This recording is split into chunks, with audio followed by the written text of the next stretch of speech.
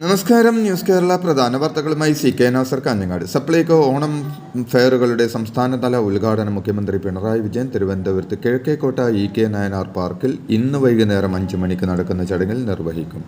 September 14 വരെ നീണ്ടുനിൽക്കുന്ന മേളയിൽ 13 ഇനം സബ്സിഡി സാധനങ്ങൾക്ക് പുറമെ ശബരി ഉൽപ്പന്നങ്ങൾ, മറ്റ് FMCG ഉൽപ്പന്നങ്ങൾ, മിൽമ ഉൽപ്പന്നങ്ങൾ, കൈത്തറി ഉൽപ്പന്നങ്ങൾ, പഴം, ജൈവ പച്ചക്കറികൾ എന്നിവ 10% മുതൽ 50% വരെ വിലക്കുറവിൽ വിൽപ്പന നടത്തും. ADGP MR Ajith Kumar RSS general secretary Dattatreya ഹൊസബോളയെ കണ്ടുവെന്ന ഗുരുതര ആരോപണവുമായി പ്രതിപക്ഷ നേതാവ് VD സതീശൻ. മുഖ്യമന്ത്രിയാണ് ADGPയെ കൂടിക്കാഴ്ചയ്ക്കായി പറഞ്ഞയച്ചതെന്നും 1 മണിക്കൂർ ഇരുവരും കൂടിക്കാഴ്ച നടത്തിയെന്നും ഇതിന് തെളിവായി CCTV ദൃശ്യങ്ങളുണ്ടെന്നും സതീശൻ ആരോപിച്ചു.